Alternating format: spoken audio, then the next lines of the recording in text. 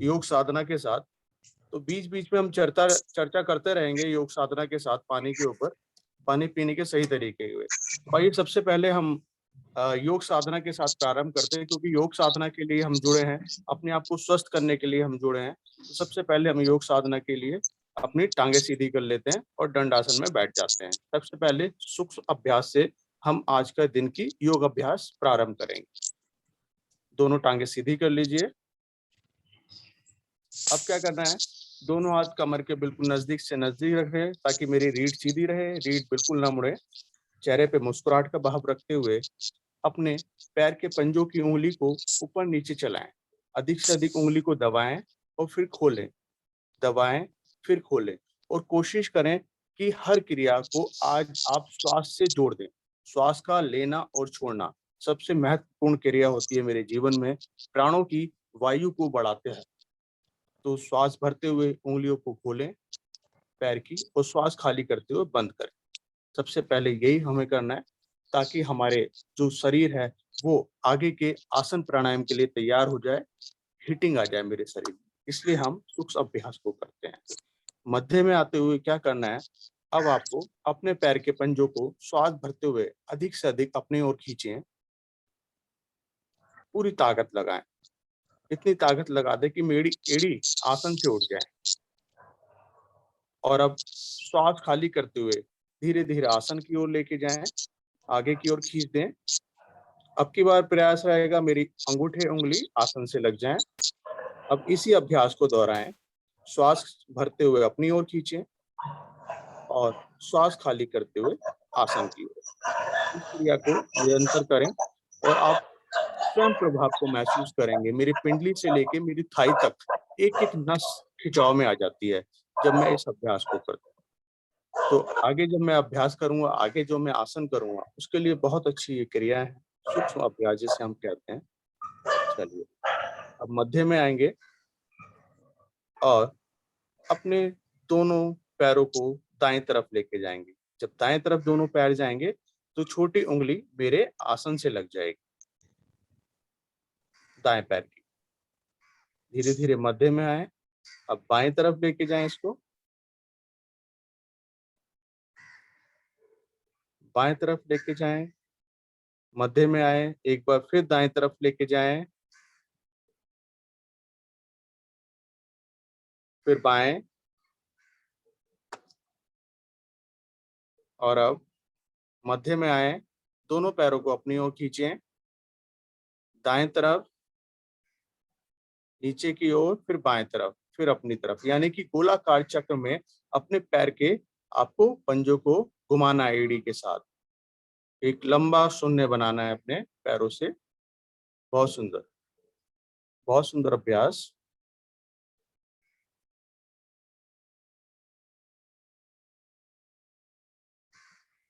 अब मध्य में आते हुए इसी क्रिया को आपको विपरीत ओर से करना है, यानी कि एंटी क्लॉकवाइज घुमाना है।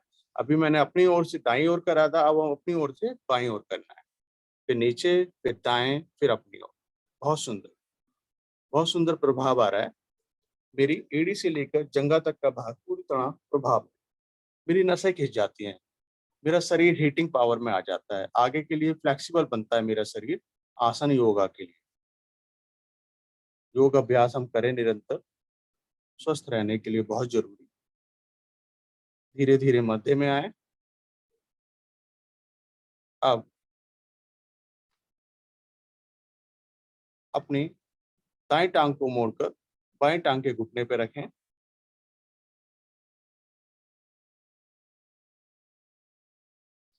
एक बार फिर उंगलियों को आगे पीछे करें हाथ से पकड़कर, और अब पूरी एड़ी को घुमा लें क्लॉकवाइज और एंटी क्लॉकवाइज।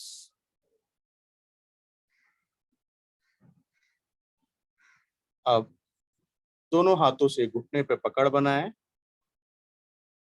श्वास भरते हुए घुटने को अपने वक्ष स्थल से लगाने की कोशिश करें। श्वास भरें, वक्ष स्थल से अपने घुटने को लगाएं। आप श्वास खाली करते हुए अपने घुटने को आसन से लगा दें, पूरा दबाव बनाएं दोनों हाथों से। कोशिश करें मेरा घुटना मेरे आसन से लग जाए, जंघा के लॉक्स खुल जाते हैं मेरे। बहुत अच्छा, बहुत सुंदर, पद्मासन लगाने के लिए बहुत सहायक है।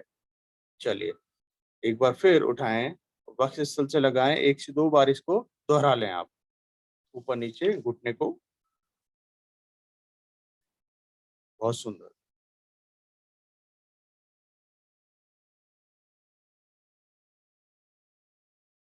धीरे धीरे मध्य में आए और अब अपने घुटने को ऊपर उठाएं, एक हाथ घुटने के नीचे, एक हाथ एड़ी के नीचे, समान अंतर ऊंचाई में अपने घुटने को हिला के दाएं बाएं डोलन करें घुटने से। जो मेरा टांग सीधी है उस टांग का पैर बिल्कुल तना रहे आगे की ओर, पंजा। बहुत अच्छा, बहुत सुंदर अभ्यास। चलिए धीरे धीरे वापस आए, टांग सीधी करें, पैर पैर के साथ ले आए। अब इसी को हम करेंगे बाईं ओर से। बाईं ओर की टांग को मोड़कर दाईं ओर के घुटने पे रखें और अब उंगलियों को आगे पीछे करें। बहुत धीरे धीरे करना होता है मुझे हर क्रिया को। और अब मध्य में आते हुए एड़ी से पूरे पंजे को घुमाएं, क्लॉकवाइज एंड एंटी क्लॉकवाइज। बहुत अच्छा। अब मध्य में आते हुए दोनों हाथों से घुटने को पकड़ें, श्वास भरते हुए घुटने को वक्ष स्थल की ओर अधिक से अधिक खिंचाव करते हुए ऊपर लेके जाएं। जो टांग मेरी सीधी है वो बिल्कुल खिंची रहे, पूरा खिंचाव बना रहे। श्वास खाली करते हुए घुटने को आसन पे लगाएं, दबाएं, नहीं लगता तो हल्का सा दबाव बनाएं, झटका नहीं देना, दबाव बनाना है। दबाव और झटके में फर्क होता है। चलिए श्वास भरते हुए फिर ऊपर खींचें, वक्ष स्थल से लगाएं और श्वास खाली करते हुए आसन की ओर लेके जाएं। 1 से 2 बार इसको अभ्यास को दोहराएं।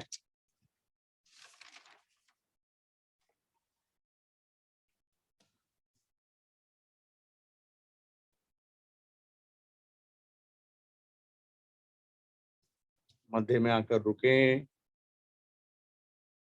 अब एक हाथ घुटने के नीचे, एक एड़ी सी के नीचे लगाकर अपने घुटने को समानांतर ऊपर उठाएं और दाएं बाएं डोलन करें। बहुत अच्छा।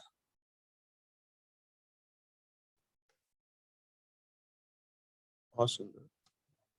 मेरी जंघा के लॉक्स खुल जाते हैं, पद्मासन लगाने में बहुत अच्छा लाभ मिलता है मुझे।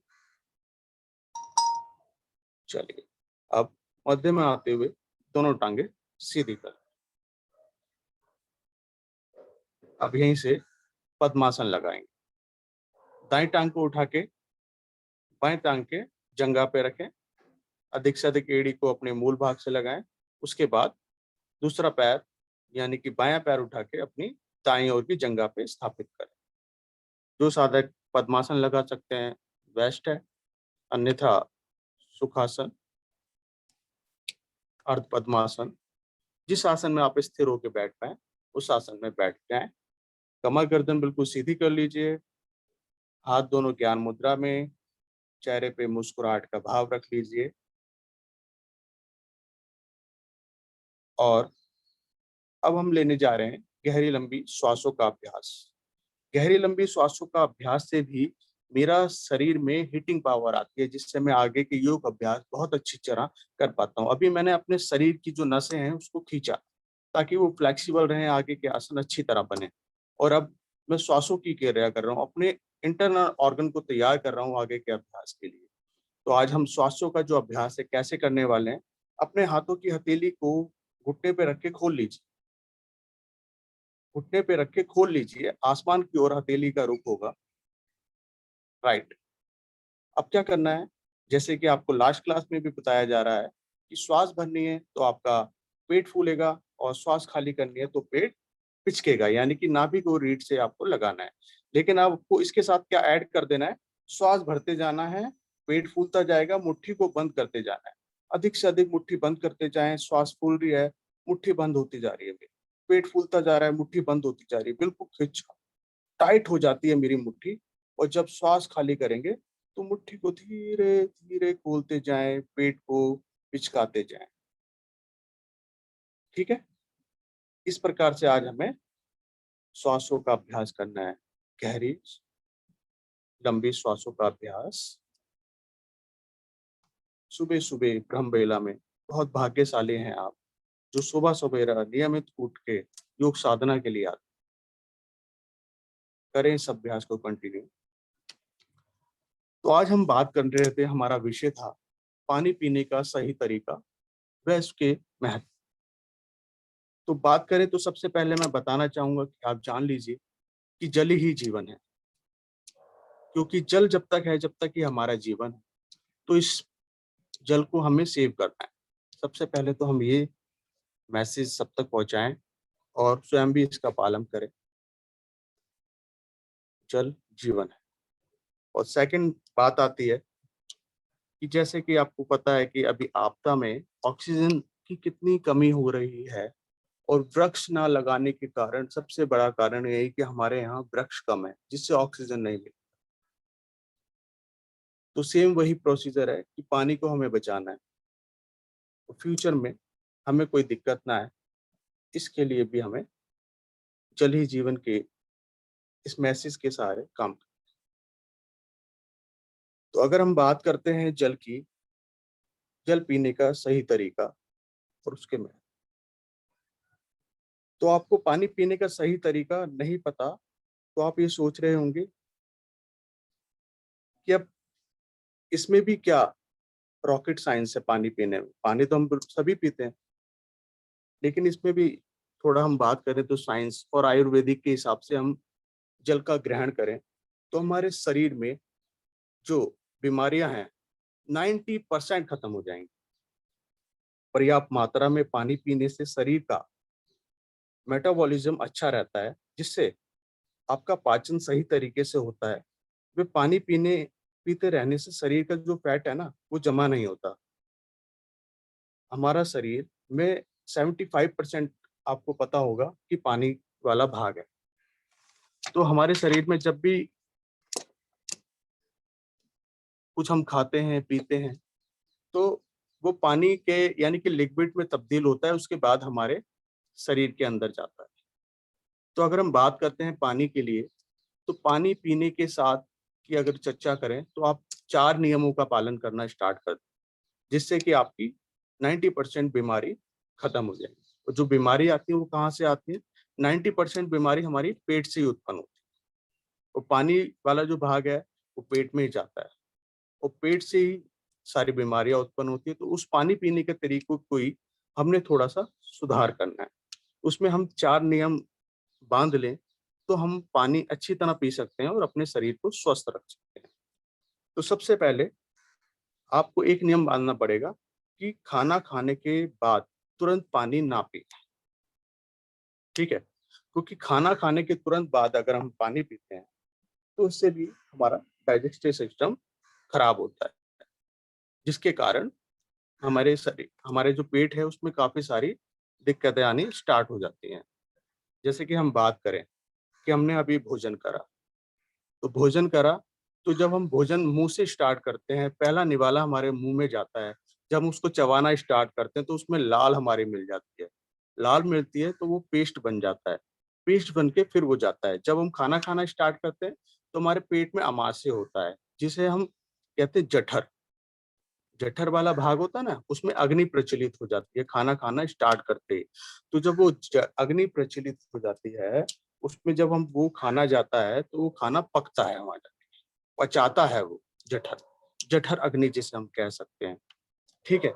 तो हमारे मुंह में जो लाल होती है उसमें क्षार होती है। ठीक है? और हमारे पेट में अम्ल होता है। ठीक है? जब हम लाल जब हमारे भोजन में ज्यादा मिल जाती है, क्षार बनकर जब वो पेट में जाती है, अम्ल और क्षार मिलने से वो न्यूट्रल होती है। ठीक है? और जब अम्ल अम्ल जिसे हम एसिड बोलते हैं, तो हम तुरंत पानी पी लेंगे। जठर अग्नि हमारी जल रही है, हमारा भोजन अंदर जा रहा है और तुरंत हमने पानी पी लिया ढंग, तो क्या हुआ? अग्नि शांत हो गई। अग्नि शांत हो गई तो खाना वो एज इट इज पेट में रहा, सड़ रहा है, गल रहा है। जब खाना सड़ता है गलता है तो क्या होता है? गैस उत्पन्न होती है। गैस उत्पन्न होती है तो एसिड बनती है। एसिड से और काफी सारी बीमारियां हमारे शरीर में उत्पन्न होती है। एक तो बात रही ये वाली कि खाना खाने के बाद तुरंत पानी ना पिएं। अब बात आती है पानी पीने के बाद खाना खाने के बाद पानी ना पिएं, तो और क्या पिएं और कितनी देर बाद पिएं? तो कम से कम आपको 30 से 40 मिनट का अंतराल रखना है खाना खाने के बाद पानी पीने में और उससे पहले भी पानी पीने में। मतलब आपको खाना खाना है 10 बजे, तो 9:20 का आप जितना मर्ज़ी पानी पी लीजिए। बहुत अच्छा, आपके लिए फ़ायदेमंद है। और खाना खाने के 30 से 40 मिनट के बाद आपको पानी पीना चाहिए। तो उससे आपको बताया कि आपका पाचन अच्छा रहता है, राइट? तो अब पानी पीने के बाद आप कहेंगे कि हमें तो आदत है कि हम पानी पिएँ, खाना खाने के बाद हमें तो नहीं रुका जाता। तो पानी नहीं पियो, कुछ और पी लो। अब बात करें और क्या पी लें? आप जूस ले सकते हैं, दूध ले सकते हैं। जूस का सेवन सकते हैं, दूध का सेवन कर सकते हैं और छाछ वाली होनी चाहिए जिसमें घी ना हो, मक्खन निकला हुआ हो।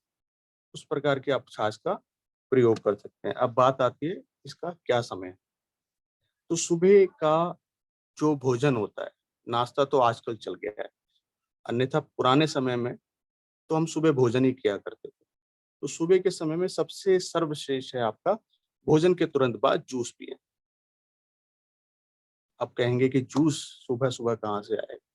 घर में बना सकते हैं तो सही है, नहीं तो आप नींबू का रस तो पी सकते हैं घर में बना के, तो इसका यूज़ करें। और सेकंडली छाछ का दोपहर में के भोजन के बाद यूज़ करें, तो वो सर्वश्रेष्ठ है। और रात को खाने के बाद आप दूध ले सकते हैं। और आज के इस मौसम में अगर आप हल्दी के साथ दूध लें, तो सर्वश्रेष्ठ है, तो वो ज़्यादा आपके लिए अच्छा है। तो पहली बात तो पहला नियम तो ये हो गया। तो दूसरा नियम आता है ठंडा पानी। आपको एक नियम और बनाना पड़ेगा, आप योग से जुड़े हुए हैं, तो आपको ठंडा पानी का भी त्याग करना पड़ेगा। ठंडा पानी ना ही पिएँ तो ज़्यादा अच्छा है और ना ही पिएँ तो उसके लिए भी उसके एक लॉजिक है कि क्यों ना पिएँ भई। ठंडा पानी इसलिए नहीं पिएँ क्योंकि आपका जो शरीर का तापमान है, वो एक लिमिट के अकॉर्डिंग होता है। 36 तापमान होता है आपके शरीर का, तो आपको उसके अकॉर्डिंग पानी पीना है। अगर आप उस शरीर के अकॉर्डिंग पानी ना पी के ठंडा पानी अपने शरीर में डालेंगे, तो क्या होगा कि वो ठंडा पानी आपके शरीर की हीटिंग के ज़्यादा ठंडा है, तो वो शरीर में जब पानी जाएगा, तो उसकी पावर ठंडे की ज़्यादा होगी। तो या तो शरीर पानी को ठंडा करेगा, या तो पानी शरीर को ठंडा करेगा, या जो शरीर होगा पानी को गर्म करेगा, एक ही चीज़ होने वाली। तो जब शरीर उस पानी को गर्म करेगा शरीर के अकॉर्डिंग, तो क्या होगा हमारे शरीर की एनर्जी उसमें खर्च होगी, ऊर्जा खर्च होगी। वो ऊर्जा कहाँ से आएगी? हमारे ब्लड से आएगी। तो वो ऊर्जा हमारी खत्म होती है। तो बार-बार हम ठंडा पानी पिएँगे, फिर ऊर्जा लगेगी, फिर उसको शरीर के अकॉर्डिंग उसको करा जाएगा, तो हमारे ब्लड की जो एनर्जी है वो खत्म होगी। तो किसी भी एक अंग से जब वो पावर खींचेगी, तो वो हमारा शरीर पैरालाइज़्ड की स्थिति में आ जाता है। आपने देखा होगा कि पैरालाइज़ की दिक्कत आती है, ब्रेन की, अटैक की, हार्ट अटैक की, ये सारी समस्या तभी आती है। तो इस चीज़ का आपको विशेष ध्यान रखना है। तो शरीर के तापमान के अकॉर्डिंग आपको पानी पीना है। ठंडा पानी पीना है तो आप घड़े में रखिए, घड़े का पानी आप पी सकते हैं। मटके का पानी आप घर में यूज़ कर सकते हैं। तो इस चीज़ का भी आप ध्यान रखिए। एक सेकंड नियम हमारा ये हो गया।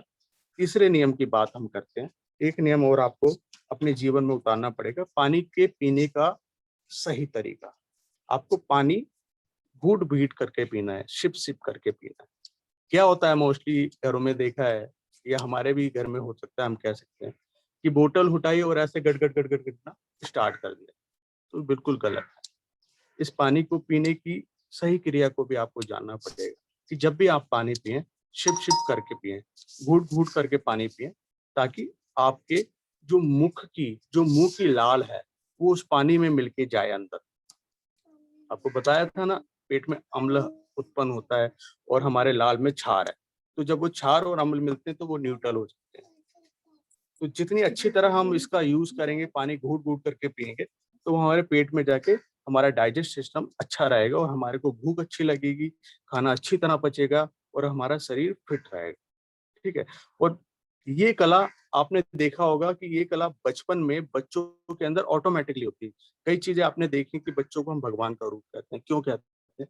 उनमें कई कलाएं ऐसी होती हैं जो अनदेखी होती हैं, बचपन में वो खुद ही करने लगते हैं, उनको सिखाया तो नहीं जाता ना। मुंह में पानी भरा और मुंह में लेके बैठ गए और खेलते रहे, फिर वो पानी अंदर जाता है, तो उनका पाचन तंत्र अच्छा रहता है क्योंकि उसमें लाल अच्छी तरह मिल जाती है।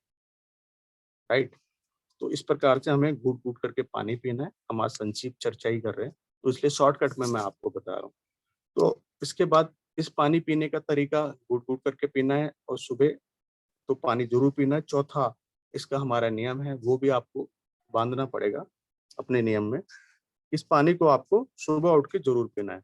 सुबह उठ के आपको 8 लीटर पानी का यूज करना है पीने में, यानी कम से कम 2 गिलास तो पीना ही पीना है।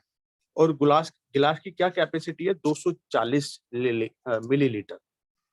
कोई छोटा गिलास ना हो, 240 मिलीलीटर का गिलास होना चाहिए, जिसमें आपको कम से कम 2 गिलास पानी तो पीना है। और पूरे दिन में 8 गिलास आपको पानी का यूज करना है अपने शरीर को स्वस्थ रखने के लिए। क्योंकि जब आप सुबह सुबह पानी पीते हैं तो आपका नियमित रूप से निष्कासन सहज बनता है, पेट की प्रॉब्लम खत्म होती है। जब आपका निष्कासन सहज हो जाएगा तो आपकी 90% बीमारियां स्वतः ही खत्म हो जाएंगी। तो एक आपको एक ये नियम भी मान रहा है कि सुबह उठ को आपको पानी जरूर पीना है। धीरे धीरे आप आदत डाल लीजिए, क्योंकि ये सारे नियम है, इसका सभी योगी अच्छी तरह पूर्णतः अच्छी तरह पालन कर रहे हैं और वो स्वस्थ हैं। आदरणीय स्वामी रामदेव जी और ऐसे कई सारे योगी हैं जो इस नियमों का पालन करते हुए अपनी योग अभ्यास को नियमित रूप से करते आ रहे हैं। तो आपको इन चारों का जरूर अभ्यास करना है। खाना खाने के तुरंत बाद पानी नहीं पीना है, घूट घूट करके पानी पीना है आपको, और ठंडे पानी का यूज नहीं करना है। और नंबर 4, सुबह उठकर जरूर आपको पानी पीना है। सुबह उठ के पानी पीने से भी क्या होगा, जब लाल हमारे पेट में जाएगी तो सुबह सुबह हमारे पेट में क्या होता है, उठते हैं तो अम्ल की मात्रा ज्यादा होती है, एसिड की मात्रा ज्यादा होती है। जब वो लाल हमारे पेट में जाती है जिसमें क्षार उत्पन्न होती है, तो अम्ल को वो न्यूट्रल कर देती है। और सुबह पानी पीते हैं तो मेरी बड़ी आंत से डायरेक्ट पानी जाता है, तो वो डायरेक्ट प्रेशर मारता है निष्कासन अंग की तरफ, तो वो हमारा सहज निष्कासन होता है। तो जरूर आप इसका पानी पीने के सही तरीके को जानें और 4 नियम को आप जरूर यूज करें। तो ये आज हमारा पानी के ऊपर संक्षिप्त चर्चा थी, और आगे हम चर्चा को कंटिन्यू रखेंगे, लेकिन योग साधना के साथ। चलिए अब सांसों को सामान्य करते हुए हाथों को ज्ञान मुद्रा में रख लीजिए। रवि जी, एक चीज मालूम करनी थी कि सुबह के समय जो हम पानी पिएंगे तो कम से कम 2 गिलास तो पीना ही पीना है। अधिक से अधिक कितना पिए? 4 गिलास। अधिक और से अधिक 4 गिलास आप पानी पी सकते हैं सुबह। और पानी और का जो तापमान है वो सामान्य होना चाहिए, ठंडा नहीं होना चाहिए, ताजा नहीं होना चाहिए, हल्का सा उसको गुनगुना आप कर सकते हैं तो आप ज्यादा अच्छा रहेगा। और पानी पीने का तरीका भी मैं आपको बता दूं, कोशिश करें कि आप उकड़ू बन के बैठ के पानी पिए। इस अवस्था में अगर आप पानी पिएंगे बैठकर तो आपका सहज निष्कासन होगा, जिससे आपका पेट अच्छी तरह साफ रहेगा। स्टार्टिंग में आप नहीं पी पाते हैं तो आप आराम से बैठ के पिए, जैसे भी करके पिए, लेकिन पीना स्टार्ट करें तो आपको अच्छा लाभ मिलेगा। ठीक है, चलिए। सुबह के समय जो पानी पीते हैं ये भी घूट घूट करके पिए या ये एक ये बार भी करते हैं? कंटिन्यू पानी का रूटीन ही आपको ऐसा रखना है कि घूट घूट करके पिए। कि आपने देखा होगा इस पृथ्वी पर क्या है, मनुष्य के अलावा पशु भी हैं, पक्षी भी हैं, कि आपको कभी उनको अनफिट होते हुए देखा है, बीमार होते हुए देखा है? नहीं देखा। वो अपना ज्ञान बचपन से लेकर आते हैं, उनको एक भगवान की शक्ति है कि उनको पता है कि पानी कैसे पीना है। आपने पक्षी देखे होंगे, चोंच डालते हैं, पानी आया उतना पिया, फिर चोंच डाला पानी पिया उतना ही आया। ऐसे पशु हैं कि जीभ से पानी चाट चाट के पीते हैं, तो उनका डाइजेशन सिस्टम सही रहता है, हेल्थ सही रहती है, फिट रहते हैं। आपने चीते का अगर हम एग्जांपल दें तो 140 किलोमीटर प्रति घंटा की रफ्तार से वो भागता है, तो कितना फुर्तीला है वो। तो यही कारण है स्वस्थ रहने के लिए। तो इसका जरूर आप नियमों का पालन करें। राइट। चलिए, हाथ ज्ञान मुद्रा में मेरे, आंखें कोमलता से बंद, 3 ओम उच्चारण, तत्पश्चात गायत्री मंत्र भावार्चय। भरे गहरी लंबी श्वास। ओम।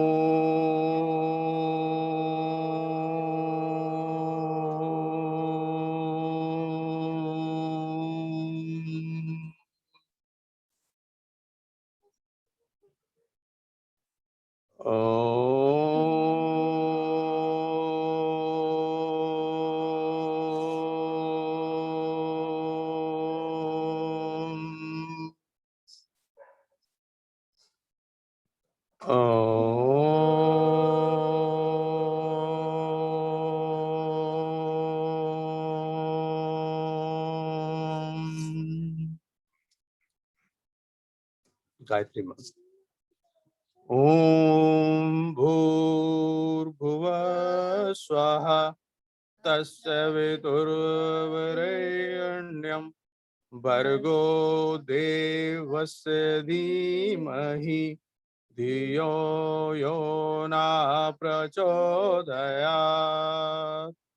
अर्थात, हे प्राण पवित्रता, आनंद के देने वाले प्रभु, आप सर्वज्ञ एवं सकल जगत के उत्पादक हैं। हम आपके उस उत्तम पाप विनाशक विज्ञान स्वरूप तेज का ध्यान करते हैं जो हमारी बुद्धियों में सदैव प्रकाशित है। आप सदैव हमारी बुद्धियों में विराजमान रहे और हमें सत्कर्मों की ओर प्रेरित करते हैं। दोनों हाथ को उठा के प्रभु को नमस्कार। ब्रह्मलीला में एक बार फिर स्वागत है। चलिए, दोनों टांगों